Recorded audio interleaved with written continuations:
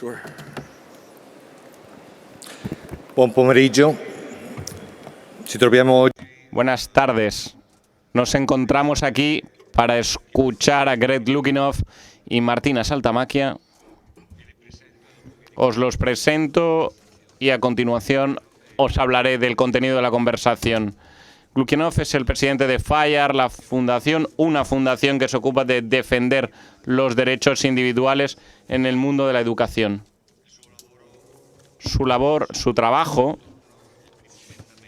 se encuentra en torno a la primera enmienda 1791, hace 228 años, primera enmienda de la Constitución americana. Defiende los derechos individuales del influjo del gobierno americano referente a la libertad de expresión, asamblea, reunión, por tanto, y de estampa, libertad de estampa. Y lo que hay que hacer en el caso de que uno encuentre problemas. Es abogado de profesión. Al mismo tiempo es autor de un libro que salió en octubre del año pasado. Libro que ha estado en la lista de los más vendidos del New York Times durante 4 semanas. Escrito con Jonathan Cahn. Hablan de The Cabling of the American Mind. El gusto de la mente americana. El cuidado de la mente americana. Hablará de cómo buenas ideas se están preparando a una generación a el fracaso. A mi izquierda, la profesora Martina Saltamáquia, profesora asociada de Historia Medieval y directora de los estudios de Renacimiento y medievales de la Universidad de Nebraska, en Omaha, tierra de pioneros del medio oeste americano. Ha escrito diferentes libros, su especialidad está sobre todo en el medioevo, construcción de catedrales. El tema que nos ocupa esta tarde es la libertad y la soledad en el experimento americano. Nace de una provocación.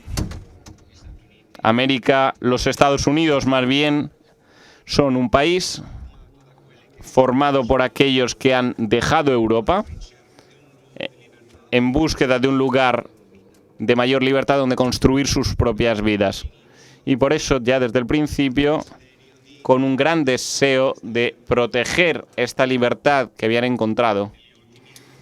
En los últimos años, y de esto nos hablará Greg, da la impresión de que un cierto miedo del uso de la libertad haya entrado en los Estados Unidos.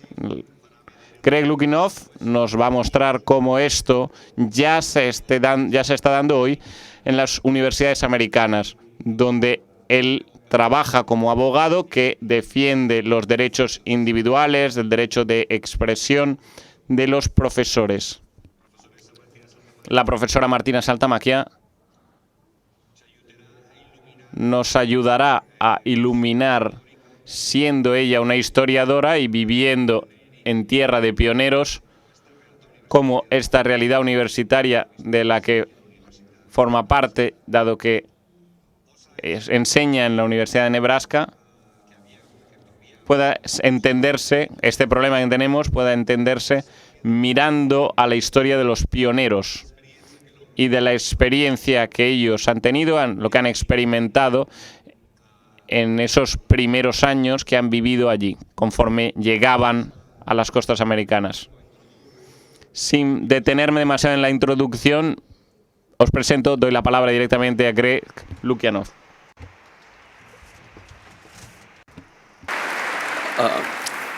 First of all, I just wanted to say thank you so much. Muchísimas gracias por tenerme aquí. Soy un gran fan de Medina, José Medina, y es un gran honor que estar aquí me haya invitado. He cogido un poco de frío y por lo general no sueno así, pero bueno, vamos a ver qué tal. Mi libro sobre la psicología social habla de la mente americana. Y mi coautor y yo explicamos las razones de los supuestos grandes hombres sabios y estamos buscando qué pasa en la Tierra, qué está cambiando en los campuses americanos y la sociedad americana en general. De la intolerancia sobre el hablar libremente, de la polarización política. Lo que no te mata te hace más débil. Cree siempre a tus sentimientos y la vida es una batalla entre la gente buena y la gente mala. Nosotros sabemos desde por la experiencia que y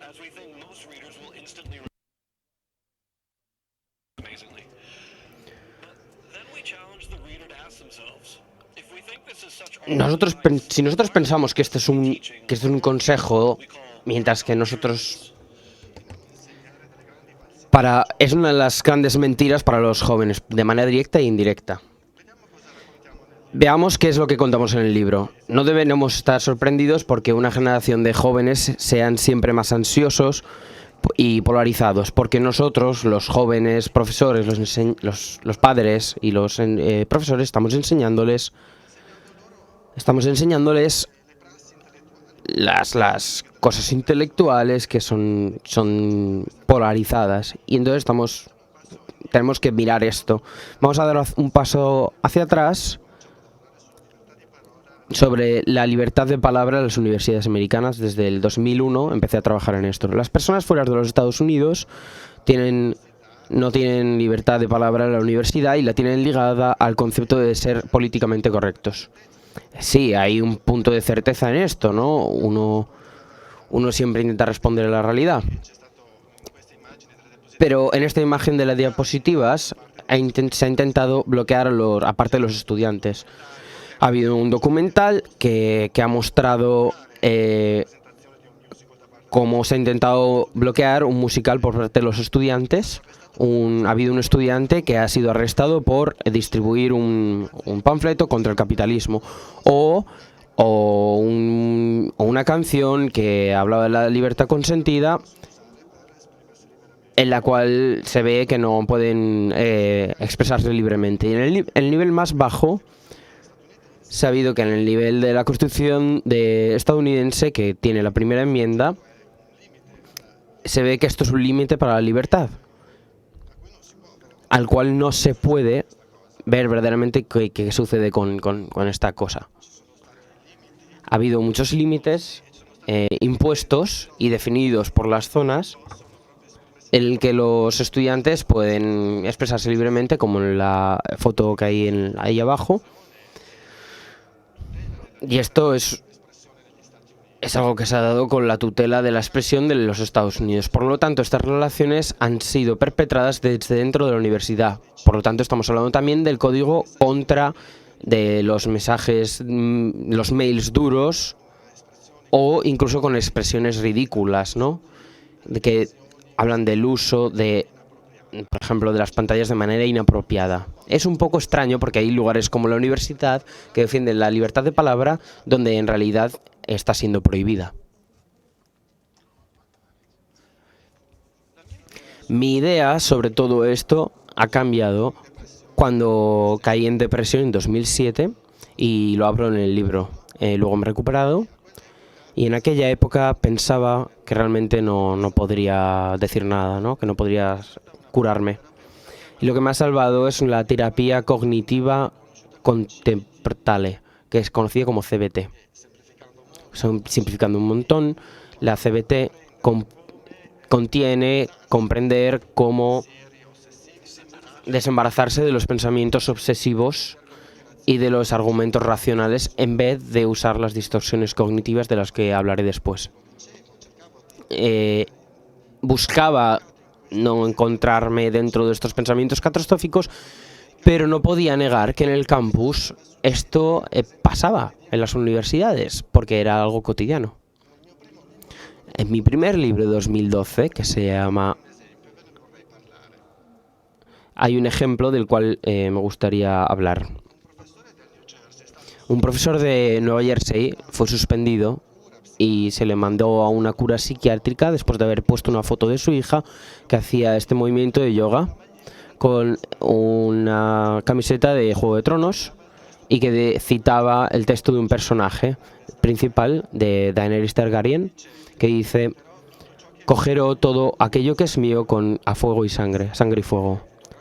Y esto ha tenido un gran éxito en la televisión, pero en la universidad ha sido ignorado y ha sostenido que la palabra fuego podía referirse a la voluntad de quemar o matar a los estudiantes en el campus, porque significa disparar.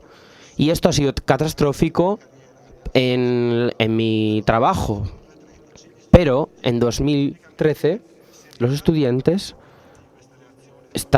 veían esta confrontación con los adultos, pero de repente todo ha cambiado.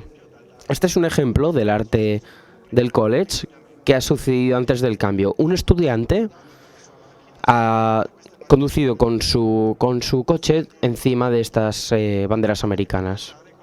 Estas banderas americanas eran un intento de protesta por haber puesto el aborto legal en todo el país. Y por lo tanto, él ha ido con su coche por encima de esto, que ha sido algo muy peligroso, pero ha sido también irónico, porque el estudiante tenía una pegatina que decía coexistencia en su coche. Ha habido un montón de disonancias como esta, que los estudiantes creen que son tan tolerantes que se vuelven intolerantes y se confunden y se pelean con aquellos que no piensan como ellos. Nosotros hemos visto un aumento en estos años en cómo los estudiantes no invitaban a los relatores que eran controvertidos y han empezado a invitar las cuestiones que podían hablar de cierta forma de violencia, y este concepto es muy importante. Pero ¿qué ha sucedido cuando ha sido aplicado por los administradores esta forma de pensar? Como veis, la UCLA, que es la Universidad de California de Los Ángeles, esta es la información que tienen y que considerarían inocua. La persona cualificada para tener el trabajo, o que la persona el América es un lugar de las oportunidades, ¿no? Y sin embargo, la gente está cada vez más oprimida. En este periodo es un periodo de medicarse contra la libertad de expresión. Porque si pensaba que podrían haber efectos negativos neuropsicológicos en el cual podrían haber sido momentos incómodos dentro del campus. Y ha sucedido que los centros de curas mentales, de ayuda mental, ha tenido un aumento grandísimo y ha aumentado el sentido de ansiedad y depresión, la percepción. Yo he hablado de mi teoría de la CBT y con gran sorpresa y placer le ha encantado, y por lo tanto hemos escrito un artículo juntos que se llama Cognition of American Mind. En nuestro artículo hemos hablado de esta cuestión cognitiva y cómo los estudiantes estaban expresando su depresión y sus problemas mentales. Se puede ver cómo puede ser catastrófico una cierta lectura del pensamiento, exageraciones mentales. Los ejemplos que yo suelo poner miran sobre todo, por ejemplo, a una vez una cita que va mal, y el profesor, una chica que dice, o un chico que dice: son horrible, moriré solo. Todos alguna vez hemos tenido este pensamiento, pero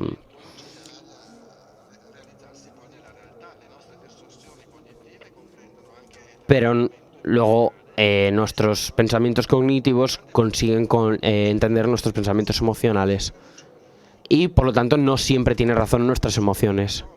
Se habla de un pensamiento dicotómico, que está definido como la gran falsedad número 3, que el mundo está dividido solo entre buenos y malos. El artículo ha tenido un éxito inmenso. Ese ha sido el más leído, o el número 2, en el estado del Atlantic, que está fundado en el 2017. Pero la situación comenzó a empeorar incluso, sea dentro o fuera del campus.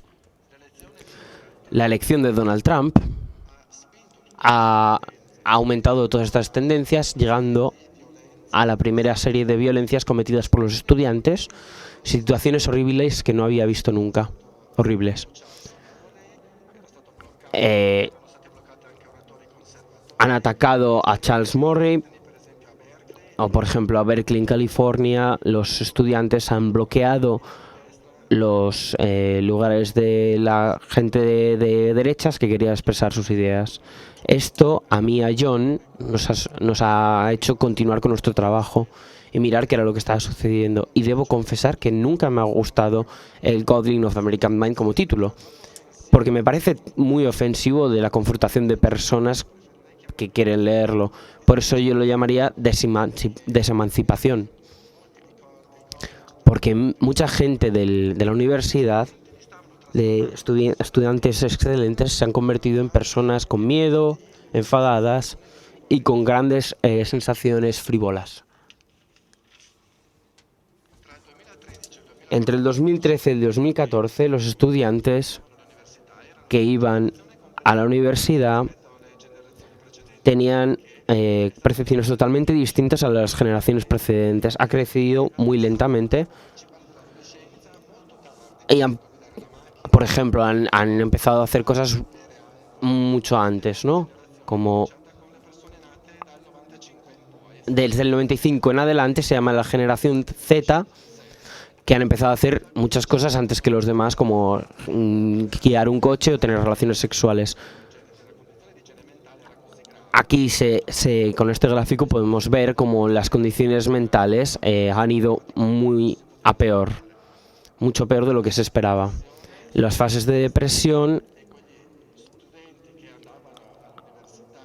han demostrado que los estudiantes que iban a la universidad en ese periodo, del 2013 al 2014, han aumentado, sobre todo entre las jóvenes chicas, la depresión,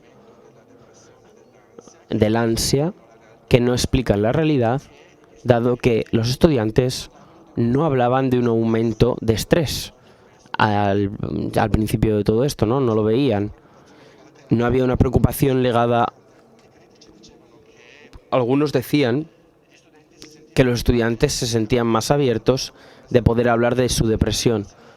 Pero esto no explicaba la situación tampoco, porque si vemos estas estadísticas, vemos cómo se recuperaciones de violencia autoinfligida antes de la generación Z, que de hecho suele ser autoinfligida. Mirar cómo después de la generación Z, a partir de la pubertad, que sucede, la tasa de suicidio ha aumentado, sea tanto para las mujeres como para los hombres. Tanto los chicos como las chicas, desde los 2008 hasta ahora, se ha duplicado en los Estados Unidos. ¿Por qué está sucediendo todo esto? Hemos encontrado algunos filones de causas diversas, hemos buscado explicar aquello que ha sucedido en el campus, pero tener en mente que nos encontramos sobre todo en los campus de las universidades de la clase media, medio alta. Los problemas de los estudiantes pobres son distintos y se tratan en otros libros, como el de Faculty. Puedo decir con un cierto grado de certeza que las cosas han empeorado en los últimos años, sobre todo para la expansión de la burocracia en el campus. Sobre todo en los incidentes más insignificantes, enseñando las distorsiones cognitivas, todo se ha vuelto sobre las cuestiones morales. Como que si eso pudiera resolver todos los conflictos. En el campus los estudiantes les enseña un modelo social que es muy maniqueo, que polariza y enfatiza un conflicto total entre el oprimido y el opresor. Y esto sorprende a algunas personas, pero la generación Z en los Estados Unidos muestra a los niveles más bajos de solidaridad. Y estos creen tanto en el tomar parte en la minoría más pequeña que muestran poca solidaridad con la mayoría de los Estados Unidos. Aunque tengan una posición solo ligeramente distinta. Después hablamos de los padres, que viven una cierta paranoia. Hay unos ciertos padres que tienen una generación que que organizan un montón de actividades para los padres. Lo llaman padres helicóptero. Esto es un factor que nos ha sorprendido, pero vemos que hay un montón de niños que tienen un montón de planificación que no consiguen desarrollar las competencias básicas sociales, dado que en cada segundo de su vida lo tienen organizado por los padres. Y aquí está el punto más importante. ¿Por qué ahora mismo ha sucedido todo esto tan velozmente? Las redes sociales son los grandes culpables más probables. El único cambio que ha sucedido y que es correlativo a todos estos cambios que han sucedido es es la primera generación que ha crecido con las redes sociales y con el smartphone en el bolsillo. Y por lo tanto creemos que esto supone un aumento de la depresión y de la ansia, dado que, por ejemplo, las redes sociales permiten transmitir continuamente 4 horas al día, 7 horas a la semana. Por ejemplo, algo como Chicas Malas. El problema de la fragmentación de la sociedad, ya sea online o offline, hay personas que lo piensan de la misma manera, y por lo tanto se crea una gran polarización. Y por lo tanto llegamos a las 3 grandes mentiras. Lo que no te mata te hace más débil, siempre crea tus emociones, y la vida es que siempre crees en tus sensaciones, en tus impresiones. Somos mucho más emocionales y por lo tanto racionalizamos todo esto. Y luego el ver una vida entre buenos y malos, que está al origen del pensamiento dicotómico. Estos son los argumentos que presentamos en el libro. Os agradezco un montón que me hayáis invitado. Por favor, os pido que no os enfadéis ni os fastidiéis si me hacen fotos o las publico en el Twitter o en el Instagram. Gracias a todos por los que están conmigo aquí en la mesa.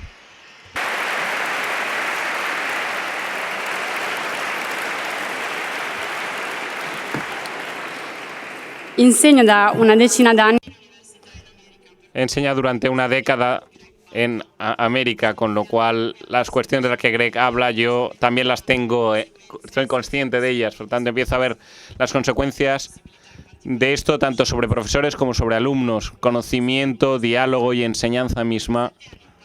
Desde hace 7 años, como decía José al principio, vivo en Nebraska, que es un lugar inimaginable en cierto de punta, y como historiadora me ha venido el deseo de conocer en la historia. El estado de Nebraska no conocía sino hasta hace 150 años. Antes de que empezaran los primeros exploradores europeos, la región estaba habitada desde hace por miles de indígenas, que en el 78 son masacrados por los europeos y más adelante se les relegan en reservas. En 1862, un año después del principio de la Guerra de Sucesión Americana, el Congreso americano lleva adelante el primero de una serie de procedimientos legislativos que se llaman Homestead Acts, que decretan la asignación a cada uno de los que lo pidan de 160 acres, algo así como 65 hectáreas, 65 hectómetros cuadrados de tierra demanial, tierra que pertenecía al gobierno, 270 millones de acres, algo así como 1 millón de kilómetros cuadrados, mayormente prados y tierras selváticas, se les conceden a estos peticionarios, que se llaman así, homesteader, los posesores, propietarios. Para poder pedir el título de propiedad de la tierra, se le pedía al solicitante que viviera en ella durante al menos 5 años seguidos, la cultivara y aportara mejorara esa tierra. Más de 1,5 millones de personas, hombres, mujeres viudas y solteras, familias, esclavos liberados e inmigrantes, sobre todo provenientes de Europa, responden a anuncios como este, que es de un periódico de la época. Tierra para los sin tierra, techo para los sin techo. Millones de hectáreas prácticamente relegados a los valientes pioneros del mundo del generoso gobierno americano. Millones de hectáreas de pasto y de fruto. Los frutos pagarán por el terreno y las mejoras. y empiezan grandes viajes. Going West es el título de este encuentro, hacia las tierras selváticas. ¿Qué sucede a estos hombres y mujeres una vez que han llegado allí? Su primerísimo impacto es doble. Por una parte, el estupor viendo la gran pradera que se extiende hasta perder el ojo, y por el otro, hasta el final, hasta que se pierde la vista, y por otro, la sensación de pérdida frente a la ausencia de cualquier elemento familiar, como escribirá Willa Carter, describiendo en una novela la llegada de un grupo de pioneros a Nebraska. Ella misma cuenta sus experiencias llegando a Nebraska con su familia a final del siglo XIX, a la edad de 9 años, y dice así: salí con cautela fuera de la piel de bisonte y miré de rodillas más allá del carro. Parecía que no hubiera nada que ver. Ninguna valla, ningún torrente o árbol. No había ni colina ni campo. Si hubiera un campo, no podía encontrarla a la luz tenue de las estrellas. Nunca había mirado un cielo sobre el que no se mostrase una cadena de montes familiares. En cambio, era la primera vez que veía todo el cielo. Tenía la sensación de haber dejado el mundo detrás de mí, de haber alcanzado el límite del mundo y estar más allá del dominio humano. Nada más que tierra, ningún pueblo, sino solo material para pueblos que habían de ser construidos. Y por tanto, estos son los ingredientes para volver a empezar. Es lo que se llama el experimento americano, la posibilidad misteriosa de volver a empezar desde el principio, construyendo una sociedad sin apoyarse nunca en un origen o una tradición común, puesto que todos provienen de lugares diferentes. Y es también la esperanza de llevar a cabo un mundo más bueno y más justo. La falta de instituciones y poderes preexistentes, junto a poderes preexistentes, llevan a un océano total de posibilidades. El poder construir y hacer sin condicionantes de un Estado, de una iglesia, lleva a los americanos desde el principio a refundar todo, incluso renovando su propia tradición religiosa. La estupefaciente vastedad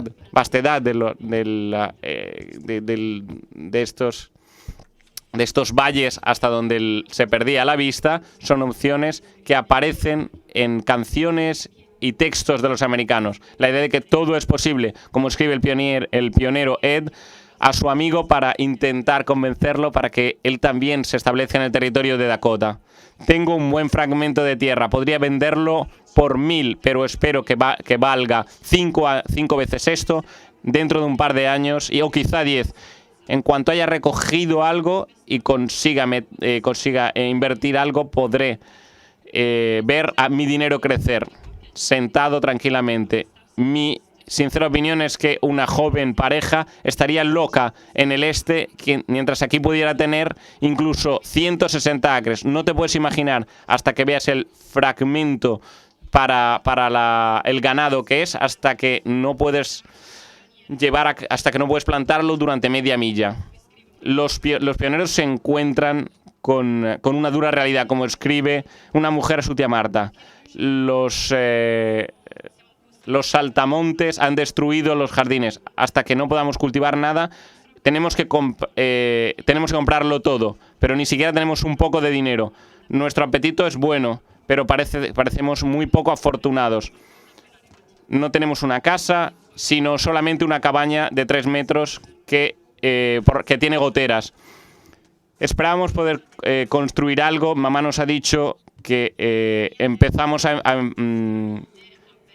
cuando hemos empezado, id a congelaros y a moriros de hambre el próximo invierno. No pensaba que fuera así, pero George nos ha dicho hoy que podría suceder exactamente así. El pionero Ed nos ha advertido que el oeste no es un puesto para mujercitas ni para corazones delicados, sino que todo requiere que nos quedemos aquí. No vamos a rendirnos ni ir a otro sitio. Empezar desde abajo y mantenernos duros. Se puedes empezar desde abajo y crecer, puedes hacerlo aquí en el oeste. Incluso con todas tus buenas intenciones, todos los sacrificios, hay un espacio de inquietud y sacrificio que acompaña a cada pionero desde la casa perdida a la casa que aún no conoce. La joven Harriet, desde Massachusetts, llega a Kansas y escribe: es una tarde muy hermosa.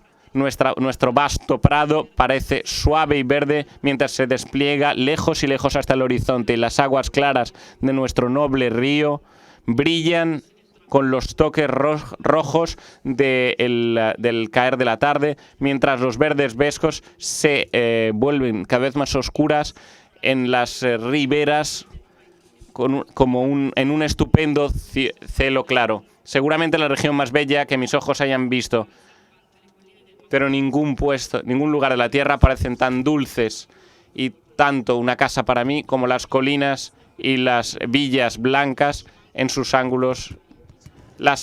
El Prado es vasto, magnífico e impotente, pero echamos de menos Massachusetts. Oh, cuánto deseo una casa así. Nunca podré resignarme a llamar a esta tierra casa mía, por muy bella que es.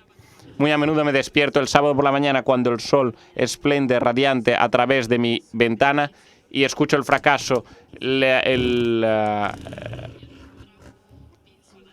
horrible vulgaridad que se escucha por las calles. Pienso en la dulce y tranquila casa de mi juventud, el fresco aire del matino perfumado por la fragancia de los árboles con flor y fruto, o del jardín que mandaba sus olores por la ventana abierta, con mis hermanos y mi padre canoso con la Biblia sobre la rodilla, y mi corazón se enferma de nostalgia y los ojos se me llenan de lágrimas. A la nostalgia de casa se suma la fatiga del aislamiento, consecuencia de esta distribución de tierras. Pensé pensar 160 acres en los que se pone en el centro la casa, leja ante todo de la casa siguiente, en el centro de 160 acres del rancho, podemos llamarlo así, de consecutivo, y además es que vienen de nacionalidades diferentes y no tienen escuelas, y por tanto nacionalidades diferentes, lenguas diferentes, la gente no se conoce entre ellos y no son capaces de hablar los unos a los otros. Y quizás hay kilómetros y kilómetros desde el lugar donde uno está hasta el centro del rancho del otro, de la concesión terrera del otro. Pearl escribe a un periódico para pioneros: nadie, excepto mi creador, sabe cuánto a menudo echaba de menos la vista de algún amigo o viejos vecinos. Imaginaos que a 60 millas está única oficina postal, único lugar del que te podía llegar noticias de casa. Justamente esta es la razón de la riquísima documentación en primera persona. Cuando he empezado a buscar testimonio de estas personas, me he encontrado con cientos y cientos cartas, diarios de estas mujeres y hombres, de estos pioneros, porque el aislamiento los fuerza a querer comunicar y, por tanto, buscar una relación que al menos sea epistolar, aunque fuera a través de un periódico. Imaginaos estas mujeres que llegan desde sus pueblecitos, como Massachusetts, como Harriet, o de Alemania, de Noruega, y de repente se encuentran viviendo en una cabaña, después de lo que habían leído de este jardín del oeste, maravilloso, el Edén, y llegan a Nebraska, no hay árboles, no hay materiales con los que construir una casa, y lo primero que se construyen son con las propias herramientas de la tierra, y no. Los maridos, sobre todo durante el primer periodo, se pasan el día fuera, incluso a veces semanas enteras, días enteros, cazando o en los pueblos cercanos intentando encontrar trabajos, mientras el terreno empieza a fructificar y a dar algo que comer. Y durante semanas y semanas las mujeres se quedan solas con los hijos. A veces, escribe la mujer de un pionero, me da la impresión de poder soportar todo excepto el silencio. Y eso es verdaderamente terrible. En los días en los que mi marido está demasiado cerca en los campos del grano turco para que el sonido del tractor pueda llegar hasta mí, puedo sentir el silencio posarse sobre mí como una nube pesada. Y entonces, si estoy lavando los platos, empiezo a chocarlos entre ellos, solo para hacer algún ruido. Quizás no me molestaría tanto el silencio y el aislamiento si fuera una mujer feliz. Esta soledad física te lleva a una soledad cada vez más profunda. Y dice otro testimonio: Nos apartamos de la tumba de nuestra amada hijita. Lágrimas eran nuestro pan cotidiano, día y noche, y ni un solo amigo que pareciera entender mi dolor. Nadie que me conozca aquí excepto mi familia. Es todo una vasta extensión de naturaleza y por cuanto la región sea extraordinariamente bella, para mí es tan solitaria como si estuviera encerrada en una tumba. Por tanto, si el primer aspecto en la raíz de la identidad del pueblo americano es el sentido de todo es posible, poder siempre ir más allá, las infinitas posibilidades, como decíamos antes, un segundo aspecto quizá menos notable, menos conocido, es este aspecto de la soledad. La experiencia de la soledad es misteriosa, se revela en las formas y momentos más raros y variados, como la experiencia de Sherwood Anderson. Después de la tan esperada feria anual de pioneros ha acabado, al final de ese día, el protagonista llega al lugar donde se ha llevado a cabo la feria y está desierto y dice, el lugar se agitaba y bullía de vida y ahora es la noche, ha llegado la noche y la vida se ha ido. El silencio es casi terrorífico. Me escondo, quedándome en silencio tras el tronco. Y lo que hay de tendencia reflexiva en mi naturaleza se intensifica. Y aún más esta soledad se revela inesperadamente. Damos un salto histórico de varias décadas a la vuelta de la Luna. El ir al oeste más extremo, el going west más extremo, como le sucede a Buzz Aldrin, el segundo astronauta que pisa la Luna, después de el Apolo 11, la expedición a la Luna de Apolo 11 en el 1969. Después del tour mundial, escribe Aldrin en su segunda autobiografía, estaba físicamente exhausto y emotivamente seco. Sentía que en mi matrimonio las cosas iban de mal en peor. Sentido de culpa y desesperación empezaban a rodearme. Sentía crecer una impresión de falta de significado en mi trabajo, sabiendo que nunca volvería a ir a la Luna. Por la noche, pensamientos inquietos me atormentaban de preguntas. La mañana me despertaba sin respuestas. ¿Qué habría llevado a cabo ese día? ¿Qué misión se me había asignado? Si no era para algo extraordinario, ¿por qué tendría que levantarme de la cama? Y después, ¿qué hace una persona cuando sus más grandes deseos ya se han cumplido? ¿Qué hace un hombre después de haber caminado sobre la Luna? Había volado hasta la Luna y su polvo había cubierto mis pies. ¿Y ahora? ¿Qué había para mí? ¿Qué podría hacer el resto de mi vida? Para concluir, es interesantísimo. En la lengua americana, único caso que hay entre las lenguas indoeuropeas, se expresa la experiencia de la soledad no solo con la palabra loneliness, soledad, que es la clásica experiencia de ser solo, sino también con el segundo término, la solitude, un silencio en el que más fácilmente emerge la voz interior propia. Mi intuición es que esta soledad tiene algo que ver, esta segunda soledad tiene que ver con las razones profundas de las que antes hablaba Greg. Es decir, el problema es que no sabemos vivir el silencio. Porque esta silenciosa dimensión se hace algo inquietante cuando no se ha indicado un camino para recorrer. Y entonces refugiarse en una burbuja segura, en un buen espacio, para intentar evitar y mantener fuera el drama de la vida con sus preguntas, se convierte en la solución más obvia. Pero esto, y me parece que algunas de las consecuencias de las que hablaba Greg muestren una interesantísima documentación contemporánea, no basta, porque la cáscara protectiva, la burbuja, no tiene la capacidad de mantener fuera la realidad. Y los miedos de que algo pueda ocurrir y romper ese frágil equilibrio te llena de ansia. Ante todo, al final, la burbuja es demasiado estrecha, demasiado pequeña y nos deja solos. Porque en la espléndida formulación de la poeta Maria Moore, el cuidado, el remedio para este dolor de ser solos es solitud. The cure for loneliness, el primer término que usa de soledad, es justamente solitude, el segundo término de soledad. Proporrei di usare un... Podemos usar un poco el tiempo que tenemos ahora para tocar algunos temas juntos. y ver cómo estas dos tesis que tenéis vosotros hablan entre ellas, cómo pueden dialogar. Querría abrir la primera a Greg y también para Martina. Las dos habéis descrito una imagen de América, especialmente de la realidad de la universidad en América, en Estados Unidos, que se parece en un cierto sentido preocupante, polarizadora. Decías, en la cual hay un discurso en el que se pone el bien contra el mal, que con una cierta antipatía, en la cual parece que es imposible construir juntos.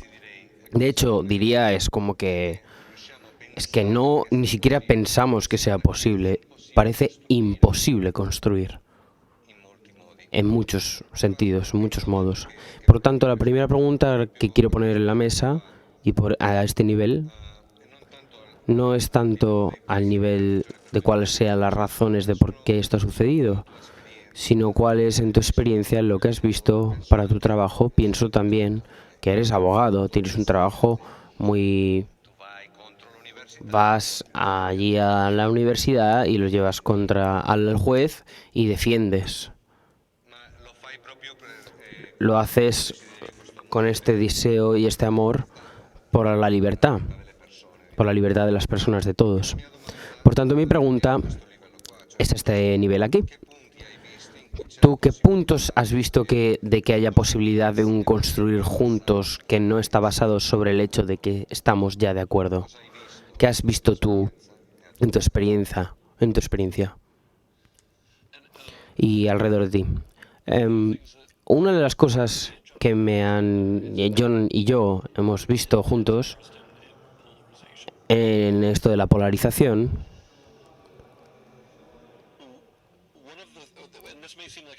es increíble para alguien que se preocupa por ello, pero esto también hay un speech fundamental para nuestra democracia y para la sociedad, ¿no? Que es que puede haber una mejor sociedad. Es que los prejuicios de la gente contra alguien de otra religión, otro país, o del background que tiene, ¿no? De lo que tiene de dónde viene. Es complicado para nuestra democracia, ¿no? Y los jueces muchas veces piensan cómo pueden hacer que la persona vean a los demás como personas. Y tienen proyectos muy interesantes sobre esto. Porque nosotros estamos muy polarizados ahora mismo, está todo muy acelerado. Parece que la izquierda se está moviendo muy rápido y la derecha se está yendo hacia la ciudad loca. Y muchos proyectos corresponden, por ejemplo, en Kentucky, en los lugares rurales, desde que ha pasado desde 2000 a 0 allí, por ejemplo, ¿no? Y entonces, o en Massachusetts, que hay un montón de mexicanos a día de hoy. Y el problema es que esta persona te dice quién es y de qué se preocupa sin ningún pensamiento de cambiar, ni un solo pensamiento de cambiar su mente o su manera de pensar. Y esto es muy fuerte, porque tú, cuando tienes una persona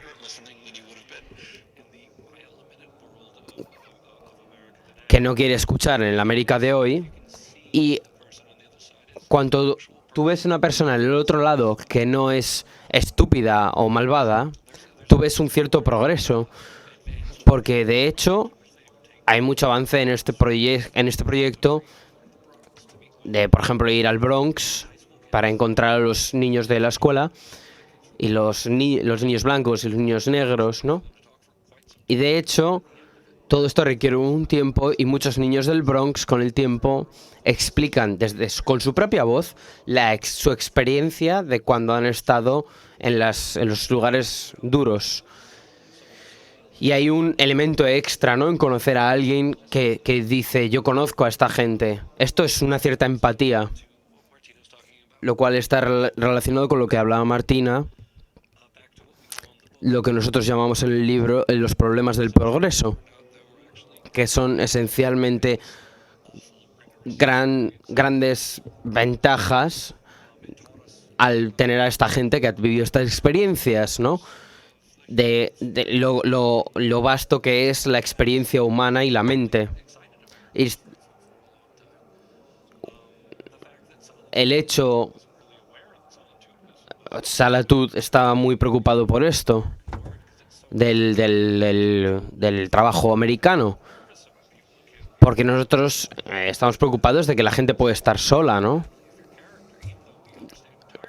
Aunque intentamos perfectamente a la gente socialmente, pero que tú puedas gozar de una cierta salud mental es algo que verdaderamente interesa mucho ahora mismo en los Estados Unidos, como por ejemplo la meditación. Pero es verdad que lo que dice Martina ha sido un largo camino, pero es inspirador porque abre muchísimos caminos.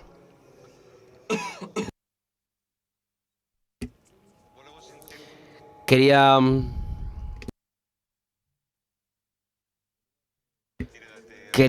escucharte también a ti. En septiembre de este año te pedí que me invitaras y me invitaste a un convenio que haces con profesores universitarios que tienen un interés particular por esta libertad de expresión.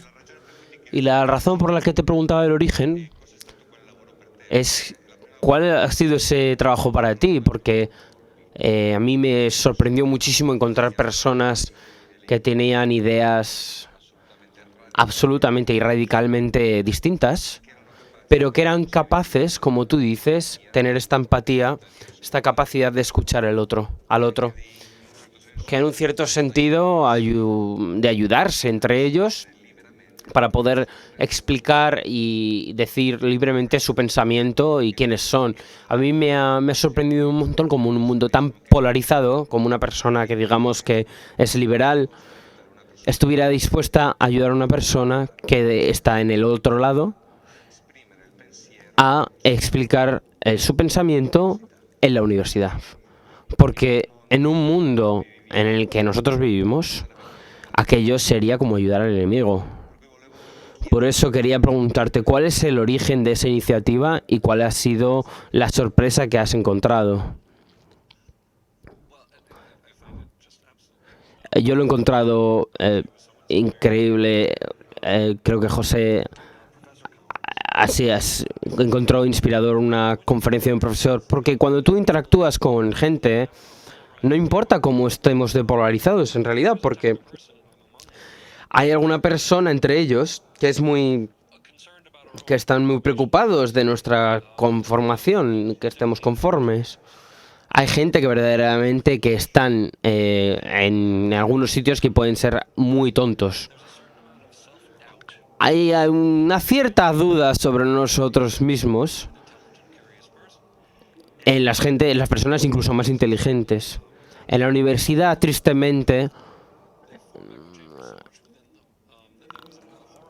es horroroso porque ves como en los sitios con mayor educación hay gente que está muy en desacuerdo políticamente.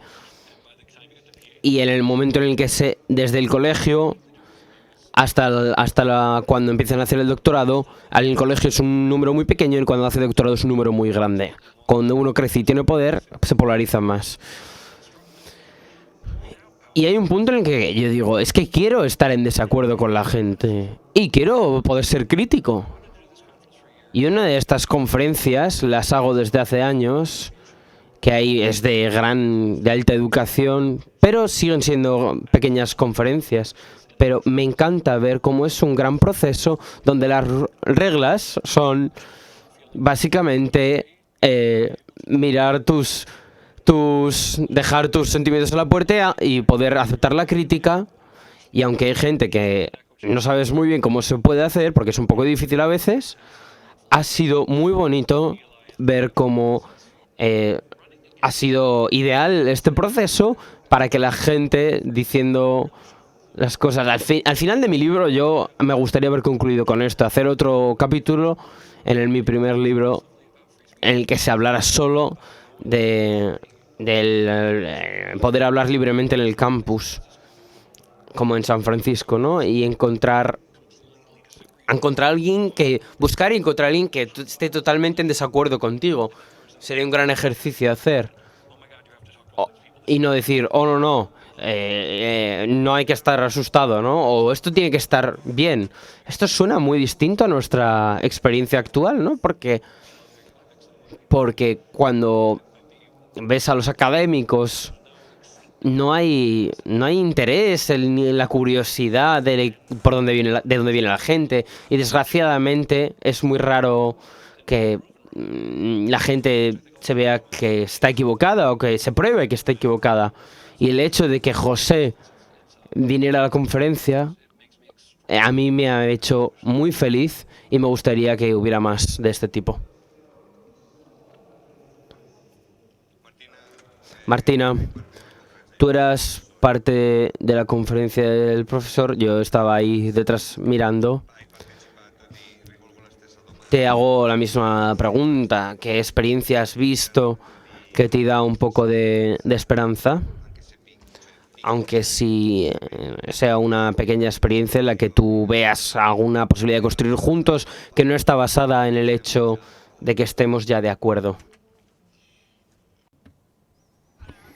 Entonces, ante todo, empiezo por este punto de la conferencia de FIRE, organizada por Greg, porque en octubre yo también asistí a esta conferencia, y él habla de un lugar donde se acepta la crítica.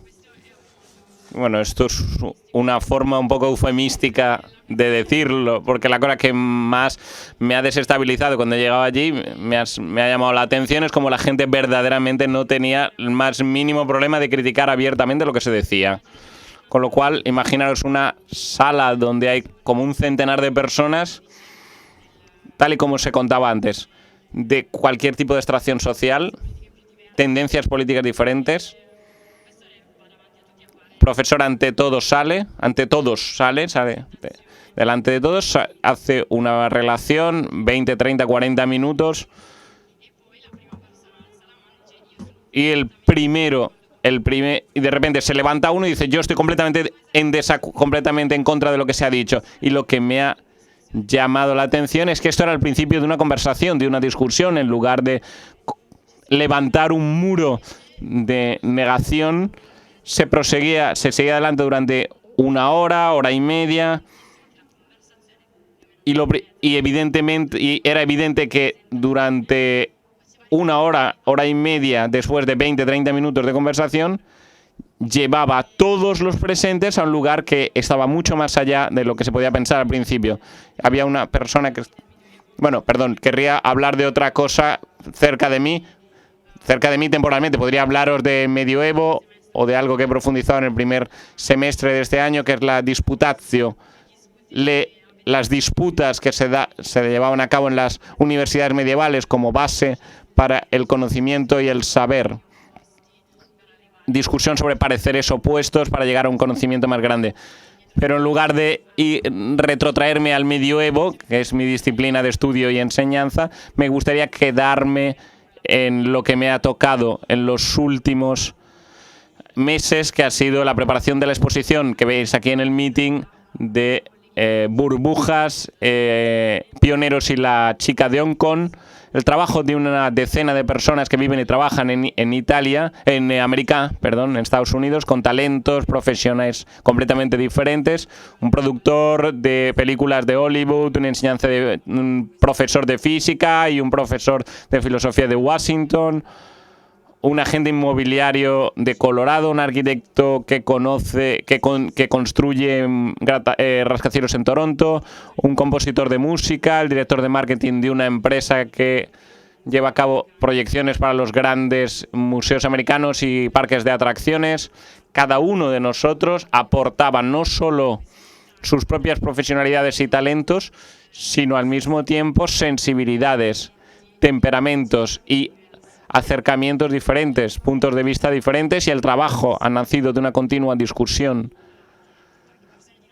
incluso de personas de nacionalidades diferentes, acostumbrados por razones variadas a acercarse a la exposición de maneras diferentes, por tanto críticas, discusiones, ante todo. La línea de esta sala tiene que ser curva o recta. Este fragmento significa esto, más bien significa esto otro. Yo el final de esta música yo lo pondría más triste, yo pondría mejor más alegre. La cosa más espectacular es que ha florecido en torno a esto algo que va mucho más allá de la suma de cada uno de los fragmentos que cada uno aportaba. Os invito a ver la exposición porque esto que acabo de decir es como la punta de un iceberg. Porque ha sido algo, un recorrido fascinante desde este punto de vista. Me gustaría ante todo decir que la conversación, este punto de la soledad, que tú ya, Greg, has adelantado, ¿no? A ver, somos americanos, acostumbrados. El punto de la soledad que tú ya adelantabas y que tú identificas como una parte fuerte, dominante en la experiencia del ser y vivir los Estados Unidos. La tesis de Martina o la intuición va en esta dirección de decir, no saber vivir este silencio puede ser que sea el origen de un cierto miedo que tú ves más adelante. Tú has planteado después y has citado esta frase de Marilyn Moore, el cuidado, la cura, lo que te puede salvar de la soledad es la misma es la soledad, ¿no? The cure for loneliness is solitude. Dice nosotros, tú has dicho, somos animales que requieren compañía. Por tanto, no me parece que haya una contradicción, ¿no? Apreciar en un cierto sentido la soledad, el silencio, contraria a la compañía. Me gustaría saber, estoy muy curioso de saber cómo este silencio y esta soledad pueden entrar dentro de tu vida, pero al mismo tiempo, ¿qué tiene que ver con no estar solo? Porque tener amigos es algo bello, es algo agradable, sí. Es muy interesante ver cómo en tu país a través de los ojos de otro. Porque de hecho para mí es algo implícito. He pasado mucho tiempo de mi infancia jugando y con libros. Y es raro para alguien que lo ve desde fuera de los Estados Unidos. Es interesante que nos lo recordéis, estas experiencias, porque ese es el tema de la industria americana. De que tú no puedes sentarte en un sitio y ser feliz. ¿Esto tiene algún sentido? Porque es demoralizante. En mi primer conferencia sobre el libro, que era sobre la sociedad americana y sus cambios, yo no estaba muy cómodo y hablé de los problemas del confort y no del progreso. Y cómo las cosas pues van a ser mejores, porque crecemos como sociedad. Cosas que son buenas, pero los resultados han sido bastante negativos. De hecho, esto lo pensábamos todos en los 90. Pero vuelvo a la idea de ser preocupados, de que si somos capaces de testearnos en esta manera, de quedarte tú solo con tus pensamientos. Nosotros nos olvidamos de que esto era parte de la conciencia americana, de los artistas. En la parte del Empire State, por ejemplo, cuando se acabó, que tenía un cierto horror cuando lo terminó el arquitecto, porque pensaba que Nueva York podía ser infinito, pero porque este pensamiento de la soledad tiene mucho poder, porque durante mucho tiempo nosotros hemos perdido este pensamiento Pero cuando pienso en ciertos momentos, de ciertos momentos de felicidad, muchos de ellos simplemente es andar desde el punto A hasta el punto B. Desde mi casa, desde Nueva York, desde en Washington, ir andando. Y pienso que realmente yo tengo que coger esto que dice Martina, de coger esta parte de la cultura americana que estamos perdiendo, que nos lleva a algo mucho más feo, mucho más pequeño y mucho más triste.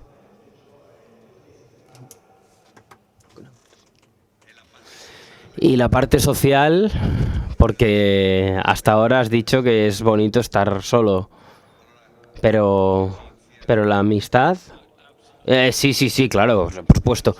Los americanos podemos idealizar el ideal cowboy, el ideal héroe de las historias americanas, pero puede ser nada no verdadero. Mi padre era ruso y cogió estas lecciones de América, ¿no? Pero dijo, no, en realidad esta sociedad es solo de individuos y es de individualistas, y eso en realidad es una tontería, porque tú necesitas amigos, tú necesitas gente que te ayude en la vida para no ser la extrema versión de John Wayne, un solitario, el llanero solitario. Pero en realidad hay muchas cosas que uno tiene que respetar, ¿no? Yo veo la sociedad de mi madre, que era británica, pues ellos, tú respetas a la gente, respetas su espacio, y está bien, pero respetas la soledad y cuando quieres ser una persona, pero ahora está intentando enseñar a la persona que tienen que poder ser autosuficientes, tienes que poder gestionar tu vida y tienes que poder ayudarte tú a ti mismo.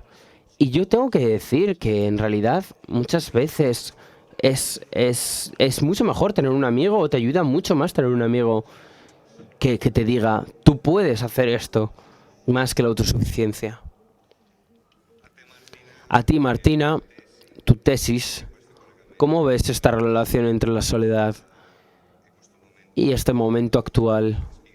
¿Nos puedes explicar un poquito esta soledad y este silencio del que nos has hablado? Si nos puedes ayudar a ligarlo, estaría fenomenal.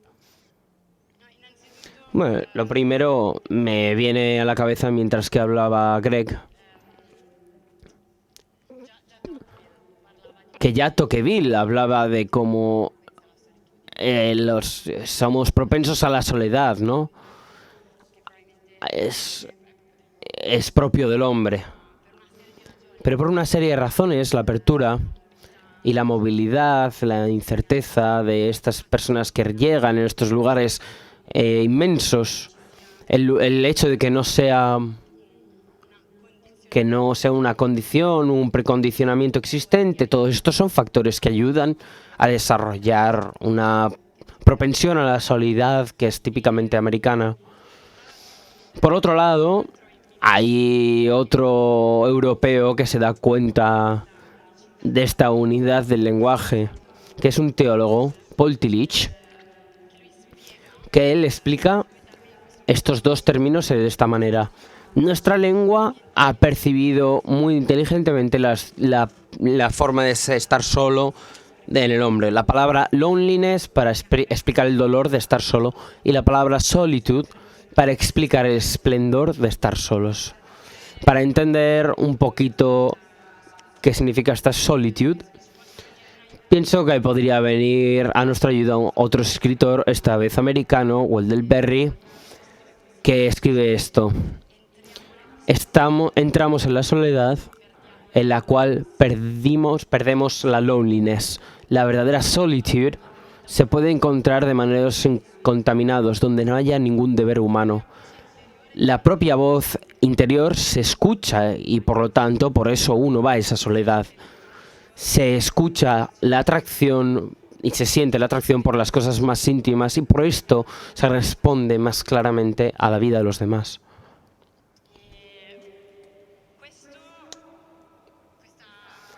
Esta provocación de aquello, de lo que sucede, nos empuja a buscar a otros para construir juntos, como aquellos del Going West. La historia del Nebraska continúa con aquello que os he contado de actividad, de vida, que esta gente que estaba lejos empieza a ponerse juntos, empiezan a juntarse para construir y para hacer escuelas, iglesias, lugares para encontrarse, lugares para bailar. El baile era un lenguaje universal. Tanto que todavía entonces, si vais a Nebraska, la primera cosa que a mí me ha sorprendido, me ha chocado cuando llegué hace 7 años, es esta dimensión humana. Esta vida llena de relaciones. Es como si todo este cansancio del aislamiento, esta dureza de la naturaleza de la vida, para las personas, de los pioneros, les ha hecho ponerse juntos, estar juntos. Por eso tantos piensan de esta manera, tanto como Berry, que le llena de silencio. A mí me ha gustado preparar junto con mis amigos esta exposición, que había un fotógrafo, Jeffries, de Londres. Él explicaba una cosa análoga a esta. Si habéis visto la exposición, en los primeros planos son suyos. Y él explica este trabajo diciendo esto: el amor ha sido el estímulo de todo.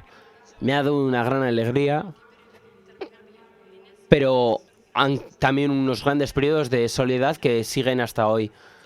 Y no me entristece, no me molesta decir que este ha sido unos grandes motores y estos unos grandes primeros planos, no porque esté sin techo, sino porque yo entienda y la soledad con la que camino todos los días. Y esto es mi punto de partida. Y por esta razón, él va a vivir con esta gente y después hace estas fotografías. Ahora, tú preguntabas, José, sobre la correlación entre estas dos cosas. Ahora, lo primero es verdad que pido respeto pido un poco de respeto a la amistad. Es vero y es fundamental, es verdadera, es fundamental. Pero no es fundamental desde el punto de vista humano, sino desde el punto de vista económico y social.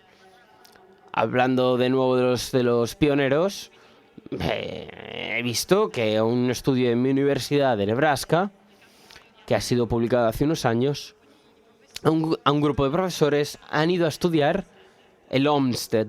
Uno por uno, todos estos lugares han ido a estudiar la historia para ver, después de esta petición del terreno, qué sucedía.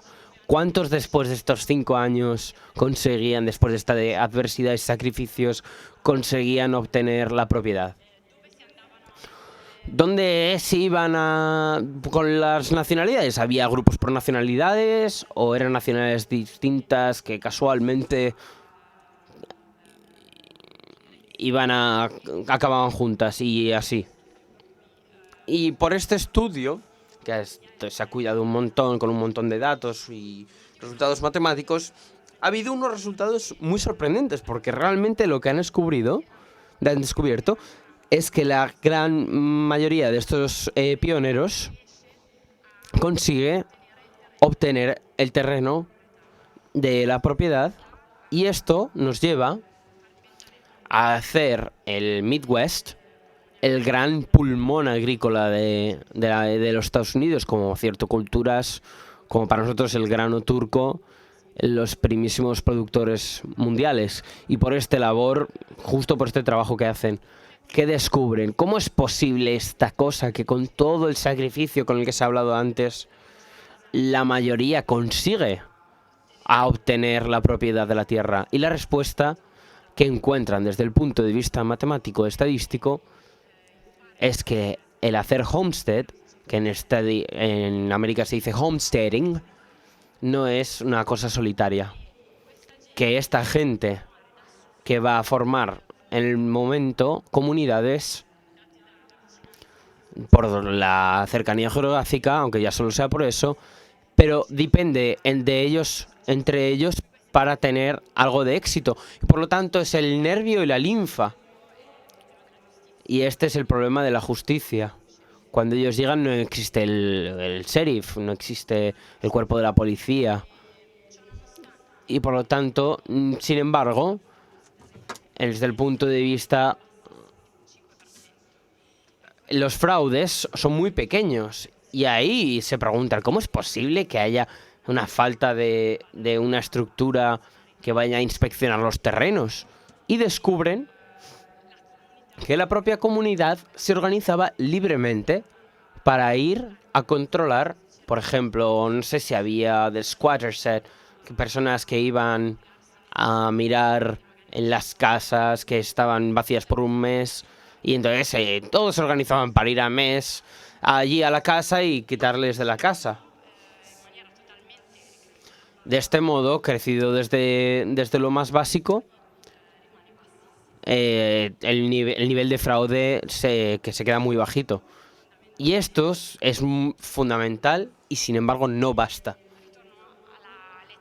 Yo vuelvo a la carta que leía al principio de la madre prisionera y de la hija que se murió en el oeste, que dice: no hay nadie que pueda entender mi dolor. Y ella al final termina esta carta diciendo: mi corazón está triste, está tan triste, me alegro de que un día vaya a morir. Es como si hubiera un punto que, aunque esta compañía tan bella, en el fondo deja abierto. Para terminar, querría... No, esperar.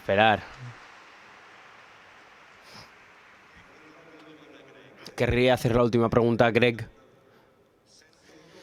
Yo, escuchando a los dos, siento que una comunidad que te ayuda a estar solo, una amistad que te hace ser protagonista, a arriesgar.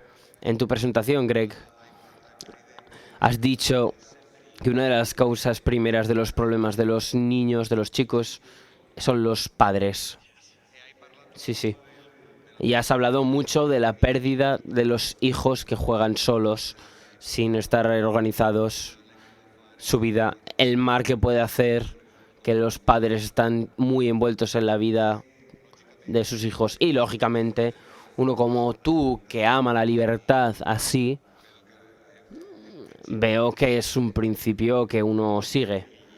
Pero tú tienes hijos. Y no puedo creer que tú les veas irse y estés tranquilo. Tú has traído a tus hijos aquí y les dejes ir por la feria y te quedas tú muy tranquilito. No, o sea... Quiero preguntarte, para cerrar esta conversación, con esta pregunta a ti: ¿qué quiere decir amar la libertad de tus hijos? ¿Qué haces? Hablas tanto, pero al mismo tiempo no me parece que sea una cosa sencilla.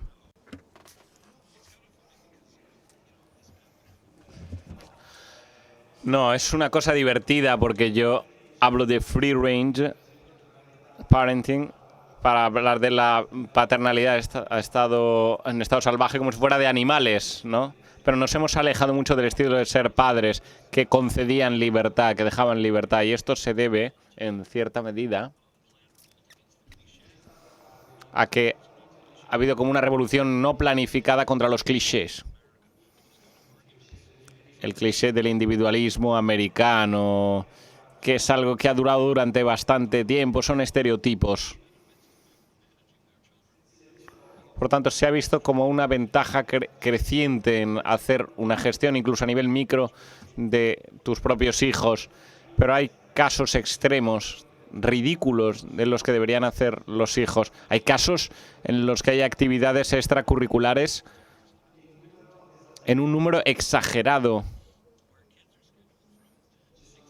Hay chicos que tienen un piano tienen lecciones de piano desde las 6 a las 11.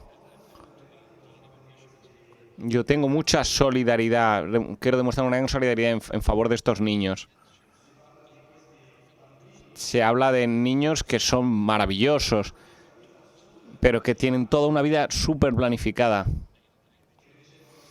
que reciben solo enseñanzas de tipo académico desde la mañana a la noche, los mejores en matemáticas, pero que no tienen idea de cómo funciona, por ejemplo, un fregaplatos, y llaman a los padres cuando tienen que tomar cualquier decisión, y se ve a estos chicos como decía antes, sin ninguna emancipación. Son inteligentísimos que tendrán gran éxito en los Estados Unidos, pero pensando en la persona, ¿hasta qué punto están emancipados?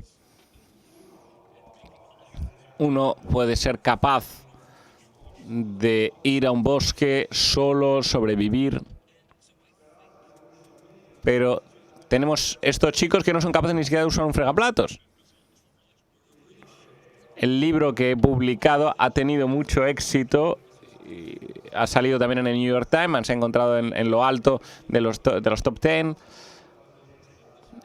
Decía, creo que estamos haciendo algo equivocado, ¿no? Digo, en este libro. En el pasado existía esta mentalidad que decía los hijos debían aprender a hacer las cosas por sí solos, tener espacios vacíos a lo largo de sus días, de sus jornadas, para poder aburrirse. Porque cuando yo me he encontrado en ciertas situaciones aburrido en ciertos momentos de mi vida, he pensado en momentos muy interesantes entonces. Y por el contrario, ahora en los Estados Unidos hay una especie de estratificación que ha empujado una paternalidad en la que se llega a tener hijos sin emancipación, sin libertad, y que tienen miedo de vivir las pequeñeces, las cosas de la vida de todos los días. ¿Tienes miedo de dejar a tus hijos?